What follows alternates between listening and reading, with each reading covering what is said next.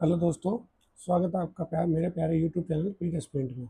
तो दोस्तों, आज हम बात करने वाले हैं एसएससी जीडी के एग्ज़ाम के बारे में, जो कि 9 मई थर्ड शिफ्ट के है। मैं उसके सारी डिटेल्ड एनालिसिस बताऊंगा आपको, क्या क्या करना है, क्या क्या बाकी, ताकि जो आगे आने वाले बच्चे हैं उनको हेल्प मिल सके। एक एक क्वेश्चन बताऊंगा जो मैंने एक्सपीरियंस किया है, मैंने अपने एक्सपीरियंस से जो जो मैंने किया है उसको आपको डिटेल में एनालिसिस बताऊँगा। सबसे पहले बात करते हैं दोस्तों जीके की। जीके में क्या है, अब जीके में देखो, अब जीके में सबसे एक क्वेश्चन आया था टिप्पणी डांस से, डांस डांस टॉपिक से। तो ये मैं बताना चाहता हूँ, इस बार जो जीके में है ओवरऑल स्टैटिक सबसे ज़्यादा पूछी गई थी। तो जिन भी दोस्तों का आगे जाके एग्ज़ाम है वो स्टैटिक जीके का तो बिल्कुल रट लो, बिल्कुल रट लो, ताकि क्योंकि तुम्हें ना वो अकबर बाबर आ रहे, एक क्वेश्चन आया था बस हिस्ट्री से, बाकी ना इतनी जियोग्राफी आ रही, ना आपकी ना आपकी हिस्ट्री आ रही, इतनी कोई सब्जेक्ट नहीं आ रहा। स्टैटिक जीके भर भर का आ रही है, स्टैटिक प्लस करंट अफेयर, ये इन दोनों का मिक्सचर है जो आपको जीके में 20 में से कम 15 मार्क्स दिला देगा आपको। तो और बात करते हैं। एक दोस्तों एक क्वेश्चन आया था आर्गन से कि इन्वायरमेंट में आर्गन कितने परसेंट है, जिसका मैं गलती से जिसको 0.03 कराया था, 93 आंसर था। एक था first Indian space to travel कब, एक अकबर का रेवेन्यू मिनिस्टर, एक रथ यात्रा उड़ीसा, स्पीड ऑफ लाइट पूछी थी 3 × 10⁻⁸, इसकी यूनिट पूछी थी जो कि डिस्टेंस है, एक largest glacier in the world, एक करंट मैग्नेटिक, एक magnetic field magnetic effect of current से एक क्वेश्चन आया था, यूट्यूब का सीईओ। करंट अफेयर के 2025 के 4 क्वेश्चन आए थे दोस्तों, 4। तो खुद सोच लो कितनी अहमियत है स्टैटिक जी की और करंट अफेयर की। एक नॉर्थ इंडिया का इंस्ट्रूमेंट आया था, एक पी चंद्र अवार्ड आया था 2025 से, एक तलाश की फुल फॉर्म आई थी मतलब स्कीम से, और एक था जूडो मैच की टाइमिंग पूछी थी उसने, कुछ ऐसा करके। तो मैं दोस्तों बता रहा हूँ आपको, अगर जीके में आपको स्कोर अच्छा करना है ऐसे जीडी वाले भाइयों के लिए, तो वो अपना स्टैटिक पे अच्छा जोर दें, स्टैटिक प्लस करंट अफेयर। वो हिस्ट्री जियोग्राफी छोड़ दे फिलहाल, बिल्कुल बिल्कुल छोड़ दे।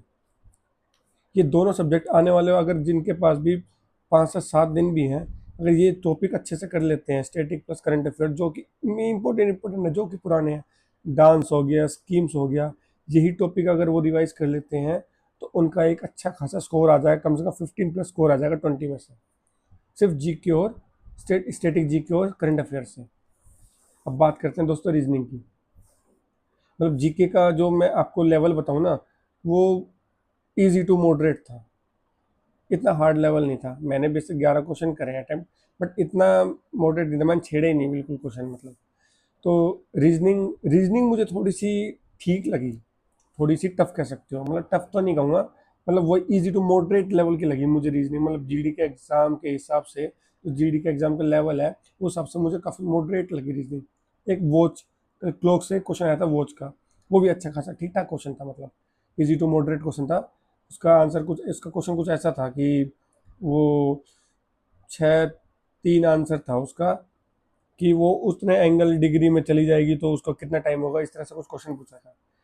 कैलेंडर से भाई बहुत अच्छे क्वेश्चन थे, बहुत ज़्यादा अच्छे। इसमें ऐसे क्वेश्चन नहीं थे कि इस तारीख को क्या डेट होगी, इस तारीख को, ऐसे क्वेश्चन बिल्कुल नहीं थे। क्वेश्चन देखो मैं बताता हूँ तुम्हें, क्वेश्चन कैसा आया था कि मान लो 1916 में फरवरी में टोटल कितने टोटल कितने मंडे वेडनेसडे और थर्सडे आएंगे। अब 16 में लीप ईयर होता है, तो ये 4 हफ्ते, एक एक महीने में 4 हफ्ते होते हैं और 3 दिन आते हैं, तो 4 × 3 12। बट एक लीप ईयर में वो मंडे ट्यूसडे थर्सडे आएगा नहीं आएगा ये नहीं पता, तो मैं 12 करके आंसर शायद 13 था। मतलब इतना ध्यान नहीं था ये टॉपिक, ये वाला तरीका मैंने सच बता मैंने कभी नहीं पढ़ा। बाकी आप दोस्तों ने, आप लोगों ने पढ़ा है तो मुझे जरूर कमेंट में बताना। ये वाला मैंने कभी पढ़ा नहीं, मैंने पहली बार देखा इस टाइप का क्वेश्चन। तो मैं कह सकता हूँ कि जो भी कैलेंडर का जो क्वेश्चन था वो काफ़ी काफ़ी अच्छा था। ऐसे नॉर्मल क्वेश्चन नहीं आए थे कैलेंडर के में कि बिल्कुल, जो कि बिल्कुल ही हलवा हो। सीरीज के भी ठीक ठाक क्वेश्चन थे, सीरीज के भर भर के क्वेश्चन आए थे। और सीरीज लोग प्रैक्टिस कर जाना, कम से कम 100 क्वेश्चन जीडी वाला भाई, एक दिन में मतलब 50 क्वेश्चन डेली करना, डेली सीरीज के। वो एक ए बी सी डी रट जाना, ए बी सी डी के नंबर रट जाना, तुम्हारा बहुत टाइम बचेगा तुम्हारा। तो ए बी सी डी के नंबर रट जाना बिल्कुल। तो ये आई थी, मतलब ज़्यादा हार्ड नहीं थी। एक सीटिंग अरेंजमेंट का क्वेश्चन था भाई, कसम से हालत ख़राब कर दी थी उसने, एक ने तो मतलब बाकी टोटल दो थे या तीन थे, ध्यान नहीं है मुझे एग्जैक्टली। बाकी एक क्वेश्चन तो बिल्कुल हालत ख़राब करने, बाकी दो तो बहुत ईजी थे। एक क्वेश्चन काफ़ी ठीक ठाक था, मतलब काफ़ी हालत ख़राब करने वाला था। और एक क्वेश्चन ऐसे नहीं आते, रूट में 7 प्लस रूट, वो जो रूट करके एक वैल्यू निकल जाती है, वो बहुत ईजी था। एक बोर्ड मास का क्वेश्चन था, कोडिंग डिकोडिंग से क्वेश्चन था। ओवरऑल जो रीजनिंग थी वो 2 से 3 क्वेश्चन, 3 से 4 क्वेश्चन आप अच्छे खासे कह सकते हो। बाकी इतने नॉर्मल था क्वेश्चन, बस 3 से 4 क्वेश्चन अच्छे लेवल के थे, जो एक रीजनिंग को, एसएससी जीडी लेवल के रीजनिंग को एक हार्ड बनाते हैं, वो अच्छे लेवल क्वेश्चन थे। अब बात करते हैं मैथ। जिन भी दोस्तों का मैथ थोड़ा भी ठीक है ना, थोड़ा भी जिनको बेसिक्स आता है, वो 20 में से 20 कर आएगा। पक्की बात है, पक्की, बहुत ज़्यादा बेसिक। जो लोग हार्ड हार्ड कर रहे हैं ना, प्लीज़ वो हार्ड की जगह, अगर कोई जिसका जीडी एग्जाम फोकस है, जिसका, वो हार्ड करने की बजाय सिर्फ और सिर्फ बेसिक्स पे ध्यान दें। जिनका आगे वाला एग्जाम है सिर्फ और सिर्फ बेसिक्स पे। एक प्रॉफिट एंड लॉस का क्वेश्चन था, बहुत ईजी था, ज़्यादा कुछ नहीं था। वो 10%, 10% का प्रॉफिट हुआ, एक को 20% का लॉस हुआ, ओवरऑल कितना हुआ, बस ये क्वेश्चन था। एक रेक्टेंगल सा फॉर्मूला था जिसमें पेरीमीटर दे रखा था, एक लेंथ दे रखी थी और ब्रेथ बतानी थी, ब्रेथ का सम बताना था, बस ये था क्वेश्चन। लेंथ और ब्रेथ का सम बताना था। एक एवरेज से अच्छे लेवल का क्वेश्चन था। एवरेज से लेवल का क्वेश्चन क्या था, मैं तुम्हें क्वेश्चन बताता हूँ एग्जैक्ट, कि 10 बंदों की जो एवरेज है वो एक्स दे रखी है, ठीक है। अब और उनमें से जो 10 नंबर है, उनमें से एक नंबर 30 है। अब वो 30 की जगह 10 कर दें, मतलब 30 को रिप्लेस करके 10 कर दें, तो एवरेज क्या हो जाएगी, x+2, x-2, x+5, x-5। ऐसे क्वेश्चन थे भाई। मतलब ये 20 कम हो जाएगा, तो 20 कम टोटल बने 10, 10, तो एवरेज x-2 से घट जाएगी। मैंने ऐसे करा था, मेरा ये था। मतलब ये भी एक अच्छे लेवल का क्वेश्चन माना जाता है, जीडी के लेवल के हिसाब से अच्छे लेवल का क्वेश्चन था ये। तो मैथ्स में 1 से 2 क्वेश्चन थे जो अच्छे थे, बाकी में मैथ्स बहुत ईजी थी, बिल्कुल हलवा मैथ्स थी। तो जो भी भाई मैथ्स की टेंशन ले रहे हैं ना, बिल्कुल मत करना। बिल्कुल बेसिक बेसिक क्वेश्चन करके जाना, बिल्कुल बेसिक। हार्ड हार्ड के चक्कर में रहोगे तो बेसिक छूट जाएगा और आपका जो एग्ज़ाम है वो बेकार चला जाएगा। टाइम एंड वर्क से बिल्कुल हलवा क्वेश्चन था, एमडीएच कंसेप्ट पे था, तो बिल्कुल ही हलवा क्वेश्चन था। और एक सिंप्लीफिकेशन से क्वेश्चन था भाई, जो सिंप्लीफिकेशन से होते हैं ना, वो एक्स प्लस, बिल्कुल ईजी था, ज़्यादा डिवाइड और मल्टीप्लाई नहीं था, प्लस प्लस माइनस थे, ज़्यादा कुछ हार्ड नहीं था।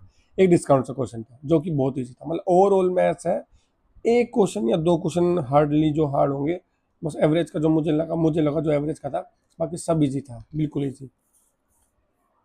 अब करते हैं इंग्लिश की बात, जो मैंने अटैम्प्ट करी है वो इंग्लिश करी है दोस्तों। तो अब करते हैं इंग्लिश की बात। इंग्लिश में है वो एक्टिव पैसिव थे, बहुत ईजी थे, ज़्यादा कुछ हार्ड नहीं थे।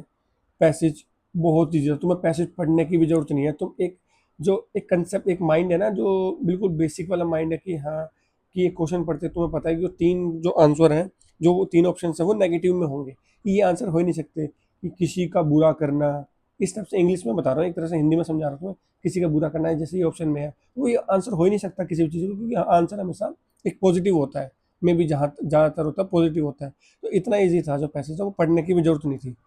एक क्वेश्चन नरेशन से था।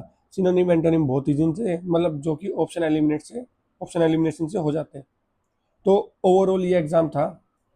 तो ओवरऑल जैसे मैं कहूँगा कि एग्ज़ाम मॉडरेट तो नहीं कहूँगा, एक इजी से थोड़ा सा एक लेवल ऊपर कहूँगा। ज़्यादा हार्ड एग्ज़ाम नहीं था, एक इजी से, बस मेरे को पर्सनली लगी एक जीके थोड़ी सी ठीक ठाक लगी। एक रीजनिंग में दोस्तों 3 से 4 क्वेश्चन मुझे जो थे पर्सनली, मुझे थोड़े ठीक ठाक लगे, जो जीडी के लेवल के हिसाब से बहुत अच्छे खासे थे। तो दोस्तों मेरा ओवरऑल ये रिव्यू था।